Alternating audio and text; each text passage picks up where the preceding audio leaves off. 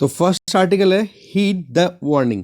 देखो इस आर्टिकल में बताया जा रहा है कि आईपीसीसी की जो लेटेस्ट रिपोर्ट रिलीज़ की गई है, जिसमें क्लाइमेट चेंज के ऊपर पिछले 30 सालों से आईपीसीसी काम कर रहा है, जिसमें मोर देन 67 कंट्रीज़ के जो साइंटिस्ट हैं वो एक साथ काम करते हैं और एविडेंस बेस्ड पूरा एक कलेक्शन करते हैं कि क्या क्या हैज़ार्ड्स हैं, क्या इम्पैक्ट आ रहा है और कैसे हम क्लाइमेट चेंज के इम्पैक्ट्स को मिनिमाइज़ कर सकते हैं।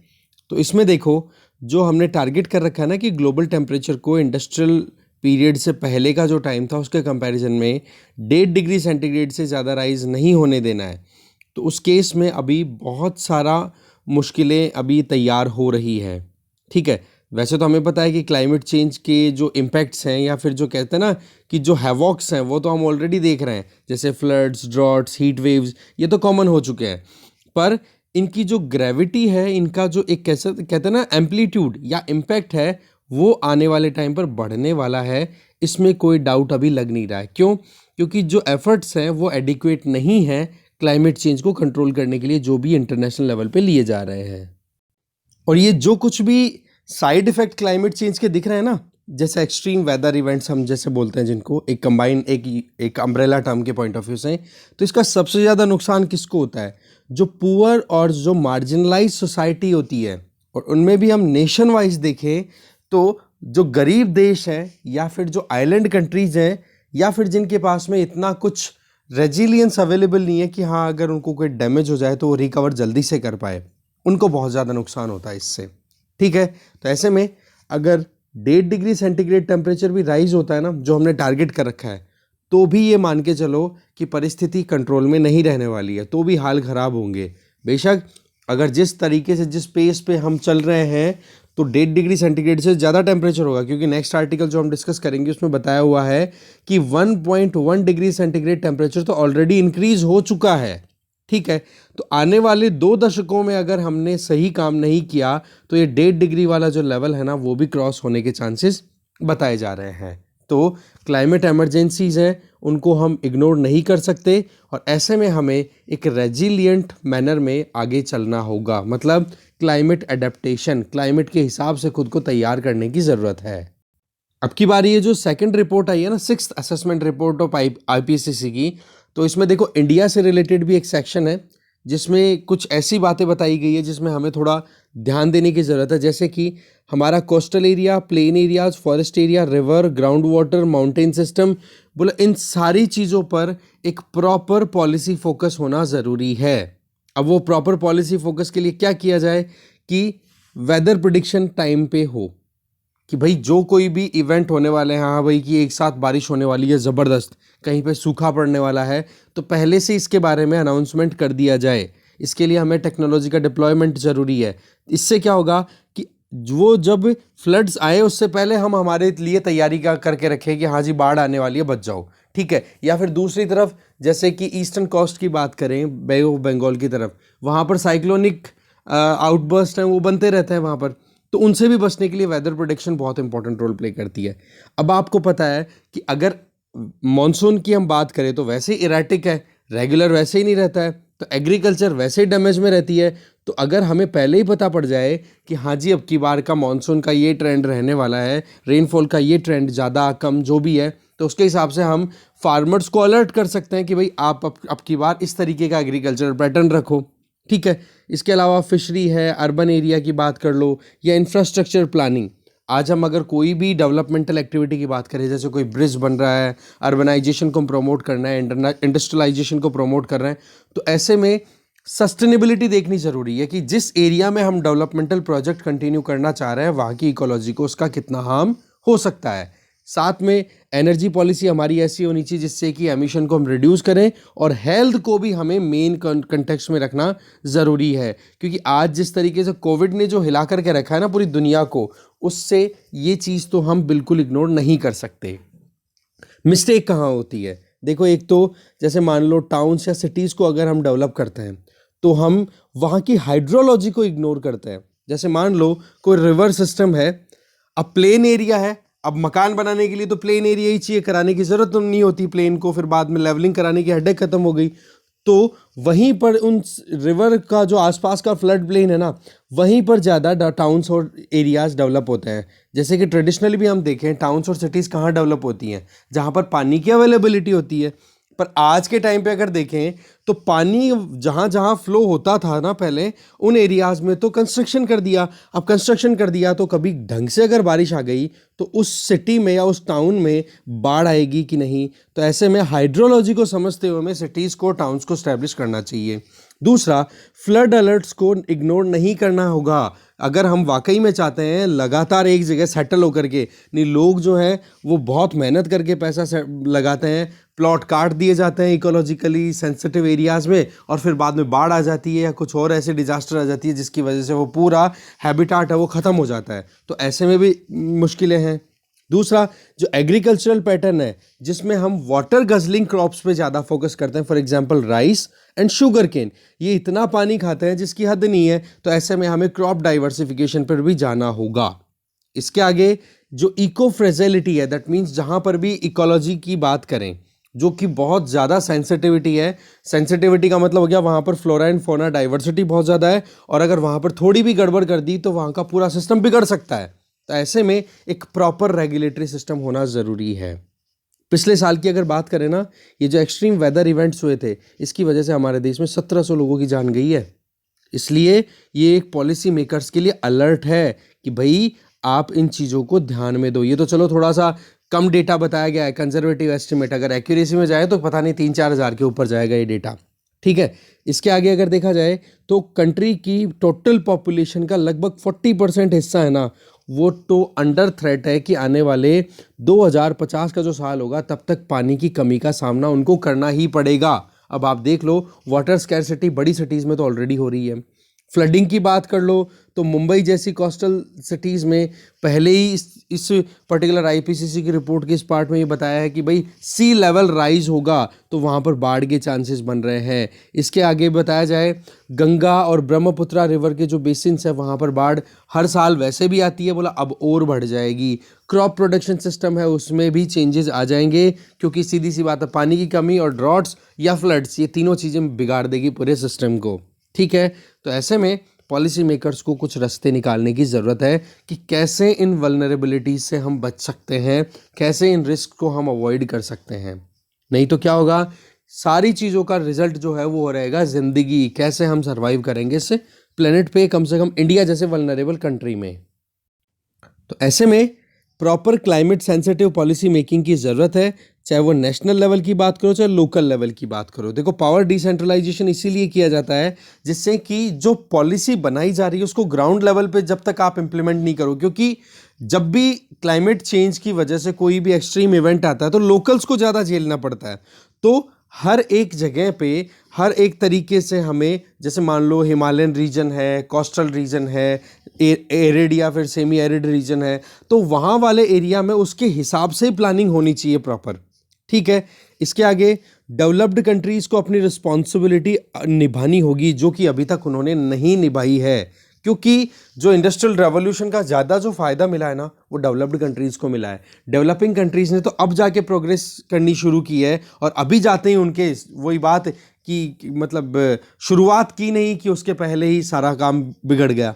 ऐसे में COP26 अभी हुआ ग्लासगो में 2021 में, उसमें क्या हुआ, डेवलप्ड कंट्रीज़ ने इंडिया का जो केस था कि भाई क्लाइमेट एडेप्टेशन फंड के अंडर में आप डेवलपिंग कंट्रीज़ को financial and technical aid provide करो, उसको भी इग्नोर कर दिया डेवलप्ड कंट्रीज़ ने।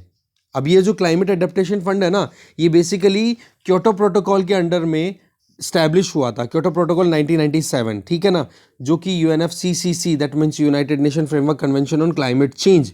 इसमें मेन काम क्या था कि जो डेवलपिंग कंट्रीज़ में जो भी वल्नरेबल कम्युनिटीज़ हैं उनको क्लाइमेट चेंज के असर से बचाने के लिए, उनको सपोर्ट देने के लिए क्लाइमेट एडेप्टेशन फंड स्टैब्लिश किया गया था। तो एक इक्विटेबल एडेप्टेशन होना ज़रूरी है, जिसमें जिसने जितना काम किया, तभी तो एक आया था ना कि भाई आप कॉमन बट डिफरेंशिएटेड रिस्पॉन्सिबिलिटी। ये बात सही है कि क्लाइमेट चेंज सबके लिए प्रॉब्लम है ना, पर उसमें डिफरेंशिएटेड रिस्पॉन्सिबिलिटी, जिसको जितना फ़ायदा मिला है हिस्टोरिकली, जिसने जितना कंट्रीब्यूशन दिया है इस क्लाइमेट चेंज को बढ़ाने में, उसकी उतनी ही जिम्मेदारी है। तो अब देखने वाली बात है कि जो अभी आईपीसीसी की अभी ये 6 रिपोर्ट आई है ना, 6 असेसमेंट रिपोर्ट, इसका तीसरा पार्ट आएगा जो कि फाइनल रिपोर्ट होगी, जो अप्रैल में आएगी। उसमें कुछ रेमेडीज बताई जाएगी कि कैसे हम इस क्राइसिस से बाहर निकल पाएंगे। तो अब अप्रैल तक हमें वेट करना होगा। अब चलते हैं इसी इशू को कंटिन्यू करते हुए नेक्स्ट आर्टिकल में। नेक्स्ट आर्टिकल है the heat is on. Article को लिखा है अंजल प्रकाश जी ने। देखो आईपीसीसी की जो रिपोर्ट आ गई वो हम ऑलरेडी देख ही चुके हैं, क्या इसमें बताया जा रहा है वो सारी चीज़ें आपको समझ में आई गई है। Global warming already 1.1 degree centigrade already बढ़ चुका है। बहुत सारे जो लोग हैं, हमारी पॉपुलेशन के लगभग 40% लोगों की ज़िंदगी में जो है डिसरप्शन लगातार आ रहा है। और आज अगर इंडिया को हम देखें तो इंडिया को मतलब ज़्यादा मोस्ट वल्नरेबल कंट्रीज़ में से एक बताया गया है। इसके पीछे एक तो हमारा जो ज्योग्राफी है या जो एनवायरमेंटल एक्सपेंशन है उसका एक कारण है। देखो वर्ल्ड में जितने भी तरीके के एग्रो इकोलॉजिकल जोन्स मिलते हैं ना, चाहे आप हर तरीके की क्लाइमेट की बात कर लो, हर तरीके की आप देख सकते हो हमारे यहाँ पर कल्चरल प्रैक्टिसेस अडॉप्टेड है हमारे यहाँ पर। क्योंकि साउथ में जाओ आपको ट्रॉपिकल क्लाइमेट मिल जाएगी, थोड़ा सा नॉर्थ की तरफ आओ सब ट्रॉपिकल क्लाइमेट मिल जाएगी, आप हिमालयाज़ की तरफ जाओ तो एल्पाइन आपको क्लाइमेट मिल जाएगी, और उसी तरीके से वहाँ पर एग्रीकल्चरल प्रैक्टिसेस की जाती है। दैट मीन्स कि एग्रो इकोलॉजिकल जोन्स की जितनी वैरायटी वर्ल्ड में मिलती है ना, उसका बहुत हद तक हर एक वैरायटी इंडिया में मिल जाती है। तो ऐसे में हमारे लिए जो क्लाइमेट चेंज है वो 3 मेन इश्यूज को फोकस में लेकर के आती है, और 3 हॉट स्पॉट्स को हमें अंडरस्टैंड करना होगा, जो कि प्रीवियस आर्टिकल के डिस्कशन में मैं ऑलरेडी हाईलाइट कर चुका हूं। जैसे एक तो हमारे यहाँ पर सेमी एरिड और एरिड रीजन, जैसे वेस्टर्न राजस्थान या नॉर्थ वेस्टर्न इंडिया, या फिर विदर्भा वाला जो रीजन है, जो डेक्कन प्लेट्यू वाला एरिया है, ये ऐसे एरियाज है जहाँ पर हमें शुष्क और अर्ध शुष्क जैसी क्लाइमेटिक जो सिचुएशन है वो प्रिवेल करती हुई दिखती है, जहाँ पर रेनफॉल 100 सेंटीमीटर, 75 टू 100 सेंटीमीटर या उससे भी कम हमें मिलता है। इसके आगे हिमालयन इकोलॉजिकल सिस्टम, और तीसरा आ गया कोस्टल जोन। तो बोले ये 3 जो हैं वो हमारे लिए हॉटस्पॉट हैं, और इन तीनों एरियाज़ में लगातार जो है वो पॉपुलेशन राइज हो रही है, सेटलमेंट इंक्रीज हो रहा है। तो ऐसे में हम इग्नोर नहीं कर सकते इस रिपोर्ट को। देखो ये तो क्लियर है कि टेम्परेचर राइज हमने एक्सपीरियंस किया है, ठीक है। आप जैसे ही देख लो अभी फरवरी जानने वाली है, इसमें 29 डिग्री सेंटीग्रेड तक तो टेम्परेचर नॉर्मली अब प्रिवेल होने लग गया है नॉर्दर्न इंडिया में, ठीक है। तो पॉइंट क्या है कि सेमी एरिड या फिर एरिड रीजन में तो टेम्परेचर राइज, कोस्टल एरियाज में अगर देखो तो सी लेवल राइज, और अगर हिमालयन रीजन की बात करो तो वहां पर लैंडस्लाइड या फिर ग्लेशियर की मेल्टिंग। तो ऐसे में आप देख सकते हो कितनी ज़्यादा रिस्क है हमें क्लाइमेट चेंज की वजह से। तो ऐसे में पिछले 100 सालों में एक बार जो सी लेवल राइज होता था ना, वो आजकल फ्रीक्वेंटली होने लग गया है। हीट वेव्स जिस तरीके से नॉर्दर्न इंडिया में आती है वो बहुत ज़्यादा बढ़ चुकी है। हमारी कोस्टल लाइन कितनी है, लगभग 7,500 किलोमीटर की कोस्टल लाइन है। लगभग उस एरिया में कोस्टल लाइन से अगर हम 150 किलोमीटर अंदर की तरफ जाए तो उतने एरिया में लगभग 33 करोड़ लोग जो हैं इंडियंस वो रहते हैं। तो आप देख सकते हो कि कितना ज़्यादा डेवलपमेंट हमने कर रखा है और कितना सेटलमेंट है। अब आप इनमें मेगा सिटीज़ की बात कर लो, मुंबई, चेन्नई, कोलकाता, विशाखापट्टनम, गोवा या अंडमान निकोबार या फिर लक्षद्वीप, यहाँ पर कितना ज़्यादा सेटलमेंट है। तो सी लेवल राइज होगा तो कितना ज़्यादा इफेक्ट जाएगा इस पर। इसके अलावा हिमालयन रीजन की बात कर लो, हिमालयन रीजन में हमारे 13 स्टेट्स और यूटीज़ आती हैं ओवरऑल, जहाँ पर लगातार पॉपुलेशन अभी फ़िलहाल तो देखें तो वहाँ पर टाउन लेवल या फिर 1 लाख से कम की पॉपुलेशन की सिटीज़ या फिर टाउन्स है, जो कि आने वाले टाइम पर और ज़्यादा बढ़ रही है, क्योंकि सेटलमेंट जो है वो लगातार बढ़ता जा रहा है। लोग जो है हिली स्टेशंस की तरफ अट्रैक्ट हो रहे हैं। तो पॉपुलेशन इंक्रीज़ की वजह से जो स्ट्रेस है वो लगातार बढ़ रहा है, और उसकी वजह से कहीं ना कहीं इकोलॉजिकली हम कॉम्प्रोमाइज़ भी करते जा रहे हैं हिमालयन इकोसिस्टम को। और फिर बाद में आपको पता ही है एकदम से बाढ़ आएगी, और फिर वो फ्लैश फ्लड्स हैं वो अचानक से 2013 वाली उत्तराखंड वाली जो त्रासदी है उसको रिपीट कर सकती हैं। तो ऐसे में आज अगर अर्बन एरियाज़ की बात करें तो हमारे यहाँ पर टोटल पॉपुलेशन का अगर एक्यूरेटली हम बात करें तो 31% के लगभग हमारी पॉपुलेशन जो है वो शहरों में रहती है, और आने वाले 15 सालों के अंदर अंदर ये टोटल परसेंटेज जो है 40% तक पहुंच जाएगी। ठीक है, ये 2011 का सेंसस का डेटा बताया मैंने 31% वाला, राइटर तो 1 क्वार्टर ही बता रहे हैं, मतलब 25% ही, मैं एक्यूरेट बता रहा हूँ आपको, ठीक है। और बाकी 2021 की सेंसस होगी तो और क्लियर हो जाएगा। तो ऐसे में अगर हमारी टोटल पॉपुलेशन का 40% हिस्सा शहरों में रहने लग गया, इसका मतलब क्या, रहने लग जाएगा, इसका मतलब 60 करोड़ इंडियन शहरों में रहने लग जाएंगे। इसका मतलब अमेरिका की जितनी पॉपुलेशन है ना, यूएसए की 30 करोड़ ही है लगभग, उसका जस्ट डबल 60 करोड़ लोग इंडिया के कहाँ पे रहने लग जाएंगे, सिटीज़ में। और सिटीज़ जो हैं वो अंडर स्ट्रेस है हीट वेव के, अर्बन फ्लड्स और दूसरी क्लाइमेट इंड्यूस्ड हैजार्ड्स। और आपको पता है बड़ी बड़ी बीमारियां जो हैं, या फिर आप कह सकते हो जैसे मलेरिया, डेंगू, इस तरीके की जो वेक्टर बोर्न डिजीजेस हैं, उनका फैलने का भी डर रहता है जब आप इस तरीके से ओवर कंजेस्टेड एरियाज में रहते हो। और अगर कोस्टल एरियाज में रहते हो तो साइक्लोन का और टेंशन है, ठीक है।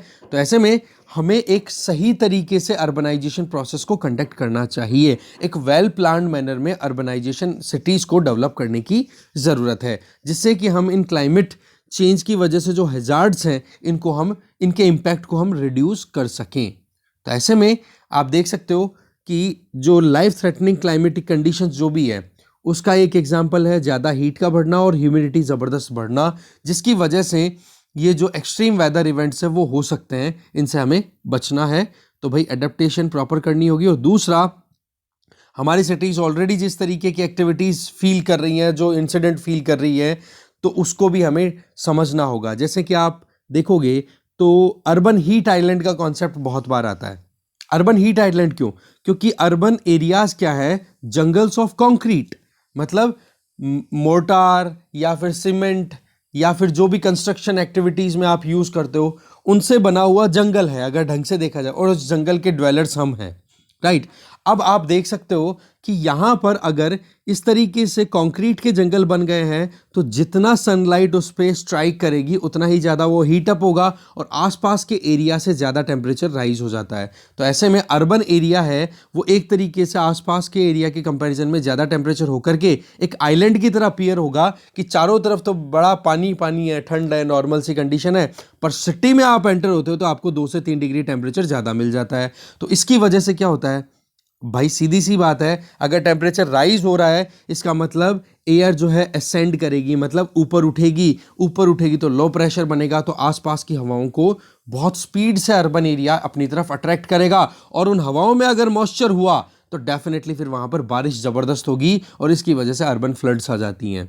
तो हीट वेव और फिर उसके बाद में अर्बन फ्लड्स, तो सोचो अर्बन पॉपुलेशन कितना ज़्यादा अंडर रिस्क है। और इसका फिर लास्ट में रिजल्ट आता है इकोनॉमिक इम्पैक्ट, कारण कि सीधी सी बात है हम इकोनॉमिक एक्टिविटीज़ भी नहीं कर पाएंगे। दूसरा, अगर टेम्परेचर राइज होता है तो एक लेबर की जो प्रोडक्टिविटी है ना वो भी कम हो जाती है। आप भी देखते हो गर्मियों में हम पसीना कितना पूछते हैं, काम कम करते हैं, ठीक है ना। तो वो चीज़ अपने आप में प्रॉब्लम है।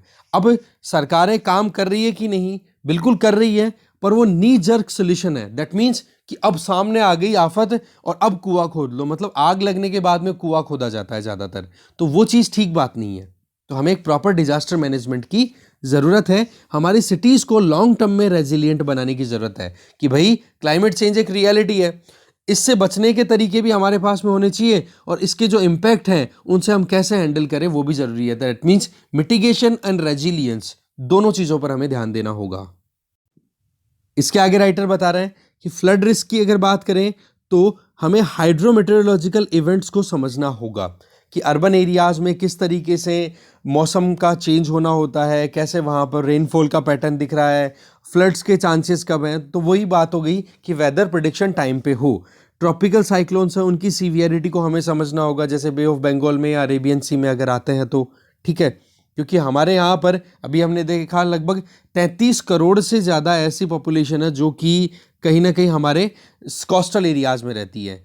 और जो सिटीज़ हैं कोस्टल एरिया में हो चाहे हिंटरलैंड की हम बात करें, जो मेन ज़मीन है हमारी कोस्टल एरिया से बहुत अंदर, जिसको कंट्री साइड भी बोला जाता है, तो वहाँ पर हमारे यहाँ पर high intensity short duration rainfall बहुत ज़्यादा रिसीव हो रही है। तो इस पैटर्न के हिसाब से हमारी डेवलपमेंटल एक्टिविटीज़ होनी चाहिए। तो ऐसे में फ्लड को, ड्रॉट्स को, स्टॉर्म को, इनको मैनेज करने का हमारे पास में प्रॉपर एक सिस्टम होना चाहिए ग्रीन इंफ्रास्ट्रक्चर डेवलप करने की ज़रूरत है। अर्बन ड्रेनेज सिस्टम को हमें, ये जो जितना कुछ भी हम पढ़ रहे हैं अभी तक हमने डिस्कशन किया, उसी हिसाब से ड्रेनेज सिस्टम भी ऐसा ही होना चाहिए, क्योंकि अगर जितना पानी की निकासी अच्छी होगी उतना ही हम प्रॉपर वे में अर्बन एरियाज़ को सस्टेन कर पाएंगे। नहीं तो क्या होगा, ये एरियाज़ फिर बाद में हमारे लिए लेस अट्रैक्टिव हो जाएंगे। भाई गाँवों को छोड़ करके लोग शहरों में माइग्रेट करके क्यों आते हैं? उसके पीछे कारण क्या होता है? अर्बन एरियाज़ में बहुत ज़्यादा अट्रैक्शन की चीज़ें होती हैं, जैसे एम्प्लॉयमेंट की बात कर दी, स्वास्थ्य से संबंधित फैसिलिटी हो गई, लग्जरी मिल गई, सारी चीज़ें, हेल्थ फैसिलिटी, सब कुछ मिल गया ना, तो आए। अब शहरों में अगर बीमारियां फैलने लग गई और पानी की कमी हो गई तो वो लेस अट्रैक्टिव हो जाएंगे, तो लोग जो है वो शहरों को खाली कर देंगे। तो क्या यही एक ज़िंदगी में काम रह गया, भागदौड़ इधर उधर की? तो ऐसे में हमें अर्बन एरियाज़ को प्रॉपरली मैनेज करना होगा। इसके लिए क्या किया जाए? देखो, एक चीज़ तो आपके दिमाग में अभी आ गई होगी कि क्यों ना लोगों को गांव में ही वहीं की वहीं पर जॉब दे दी जाए। वही गांधी जी वाला कॉन्सेप्ट, भाई कॉटेज इंडस्ट्री या फिर जो स्मॉल इंडस्ट्रीज़ हैं या जो एमएसएमईज़ है, उनको ज़्यादा से ज़्यादा प्रमोशन मिले, जिससे कि वो शहरों में आने की बजाय गाँव में ही अपना सिस्टम तैयार कर ले और गाँव से फिर उनको इंटरनेट का यूज़ करते हुए कनेक्टिविटी दे दी जाए, जिससे कि वो अपनी प्रोडक्ट्स को इनको सप्लाई कर सके ईजीली। तो वो चीज़ आप कर सकते हो। खैर, वापस आर्टिकल में आ जाओ, एक सजेशन भी मिल गया अपने को लगे हाथ। अब आ जाओ अर्बनाइजेशन हिमालयाज़ में। अभी तक अगर देखें तो अभी तक तो ज़्यादातर जो अर्बन स्प्रॉलिंग्स है, दैट मीन्स जो भी एरियाज़ हैं जहाँ पर टाउन या छोटी मोटी सिटीज़ डेवलप हैं, उनकी पॉपुलेशन 1 लाख से कम है। पर आने वाले 10 से 20 सालों में ये जो पॉपुलेशन है ये राइज़ होगी। तो ऐसे में एक तो ग्लेशियर्स का मेल्ट होना, क्योंकि टेम्परेचर राइज हो रहा है लगातार, और फिर उसके बाद में फ्लड्स का आना। और रही सही में आप वहाँ पर हिमालयन एरिया में अगर आप सेटलमेंट क्रिएट करते हो तो वहाँ पर तो सीधी सी बात है भाई, पानी अगर ज़्यादा आ गया तो जो लैंडस्लाइड है वो भी होगा। और वैसे अगर सिस्मिसिटी पॉइंट ऑफ व्यू से देखें, अर्थ को एक पॉइंट ऑफ व्यू से देखें, तो उस पॉइंट ऑफ व्यू से भी हिमालयाज बहुत ज़्यादा सेंसिटिव है। तो ऐसे में हिमालयन सिस्टम में जो हाइड्रोलॉजिकल रिजीम है उसको हमें समझना होगा कि कितना तो रेनफॉल है, कहाँ पर किस हिसाब का पैटर्न देखने को मिलता है। दूसरी चीज़, इकोलॉजी को हम बिल्कुल भी इग्नोर नहीं कर सकते हैं। अब आपको पता है कि जिस तरीके से स्टबल बर्निंग होती है या फिर जो भी पोल्यूशन होता है हमारे यहाँ पर, चाहे फिर वो इंडस्ट्रीज़ की वजह से हो, चाहे ट्रांसपोर्टेशन की वजह से हो, या फिर ईंट के जो भट्टे होते हैं, ब्रिक किल्न्स, ठीक है, उनसे भी कितना ज़्यादा वो निकलती है धुआं, वो जा कर के फिर बाद में ग्लेशियर्स के साथ सेटल हो जाती है ब्लैक कार्बन के तौर पे। फिर वो ब्लैक कार्बन, अगर बर्फ सफ़ेद होती है तब तो एल्बिडो इफेक्ट ज़्यादा होता है, कारण कि सनलाइट आएगी, रिफ्लेक्ट बैक कर जाएगी, तो मेल्टिंग कम होगी। अब अगर उस स्नो में जो सेटल्ड ग्लेशियर्स हैं उनमें अगर ब्लैक कार्बन मिक्स है, तो आपको पता है ब्लैक कलर तो हीट एब्जॉर्ब करेगा, तो इसको ग्लेशियर को जल्दी से मेल्ट करवा देगा। तो आप जानते हो इससे क्या होगा, ज़्यादा वॉल्यूम में पानी रिलीज होगा। और हिमालयाज़ में ग्लेशियर्स जो लगातार डिक्लाइन कर रहे हैं, उसके पीछे एक कारण ये भी है कि वहाँ पर ब्लैक कार्बन सेटल होता चला जा रहा है, ठीक है। तो ऐसे में फिर बाद में आपको पता ही है मुश्किलें और बढ़ जाती हैं। तो हमें जो ट्रेडिशनल मेथड्स है ना, उन पर जाना होगा कि भाई हमारे यहाँ पर जो पूर्वजों ने जिस तरीके से अपना सेटलमेंट किया था, जिस तरीके से वो रह रहे थे, उन चीज़ों को रिवाइवल देने की ज़रूरत है। तो अभी तक हमने सारी बातें की, वो सारी नेगेटिव थी। अब बात करते हैं थोड़ी पॉजिटिविटी की, कि भाई एवरीथिंग इज़ ब्लीक, ऐसा नहीं है। हम थोड़ा समझते हैं कि कैसे हम हमारी ज़िंदगियों को सेफ़ और सस्टेनेबल बना सकते हैं शहरों में रहते हुए। फॉर एग्जांपल यहाँ पर बताया जा रहा है कि सूरत में लोकल गवर्नमेंट ने जिस तरीके से अपनी डेवलपमेंटल एक्टिविटीज़ की है, इंदौर में, भुवनेश्वर में, तो बोला वो ट्रांसफॉर्मेशन हमारे लिए की हो सकती हैं।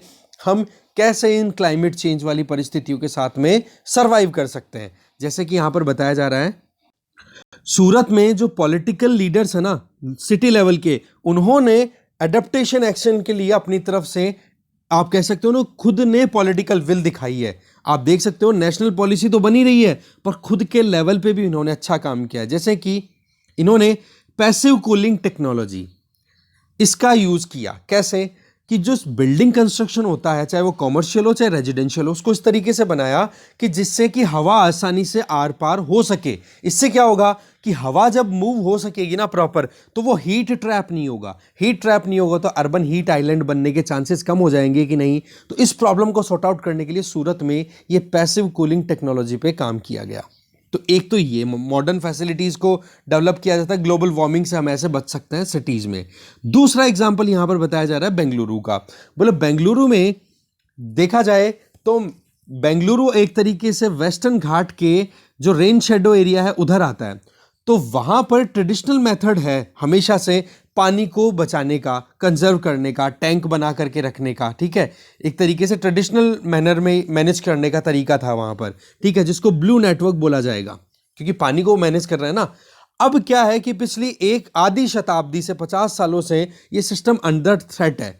क्यों? क्योंकि लोगों ने इन चीज़ों को, ट्रेडिशनल चीज़ों को तो कर दिया इग्नोर, और आगे बढ़ने के चक्कर में और आगे बढ़ते बढ़ते आज मतलब जो भी डेवलपमेंटल एक्टिविटीज़ की वो इस तरीके से कर ली कि हाँ हमें ट्रेडिशनल चीज़ों को छोड़ना है। ये सबसे बड़ी विडंबना है कि हमारे पास में जो हमारे पूर्वजों के एक्सपीरियंसेस है ना, वो हम इग्नोर करते चले जाते हैं अपने आप को एडवांस बोलते हुए, जो कि अपने आप में हमारे लिए वाकई में हार्मफुल साबित होता है फिर लॉन्ग टर्म में। तो आज इसका रिजल्ट क्या है? बेंगलुरु में ये जो ब्लू वाटर नेटवर्क हुआ करता था ना, इसको इग्नोर करने का रिजल्ट ये है कि लंबी दूरी से पानी को लाया जा रहा है बेंगलुरु में, और इसकी वजह से आपको पता है पॉलिटिकल कॉन्फ्लिक्ट भी है तमिलनाडु और कर्नाटका में, कि हाँ भाई बेंगलुरु सिटी को पानी सप्लाई करने के लिए डैम कंस्ट्रक्ट करने की बात कर रहा है Karnataka across the river of Kaveri river के अक्रॉस वो डैम बना रहे हैं, तो कितना मुश्किल है। और दूसरा फिर ग्राउंड वाटर एक्सप्लॉइट करते हैं, तो उसकी वजह से और ज़्यादा वाटर स्कैर्सिटी है।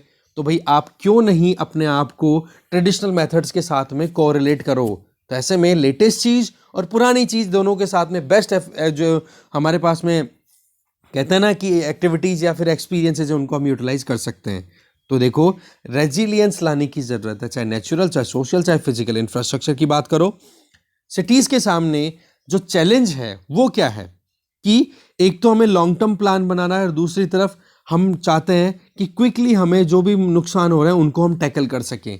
तो यहाँ पर बजटरी एलोकेशन में जो कमियां है ना, वो थोड़ी सी ठीक करने की भी ज़रूरत है, ठीक है। तो शॉर्ट टर्म और लॉन्ग टर्म दोनों चीज़ें हमें ध्यान रखनी होगी, और जो हमारा टारगेट है ना नेट ज़ीरो सिटीज़ बनाना, उस पर भी हमें काम करने की ज़रूरत है। तो ये कुछ एक केस स्टडीज़ बता दी हमें अपने यहाँ पे, और आईपीसीसी की रिपोर्ट देख ली।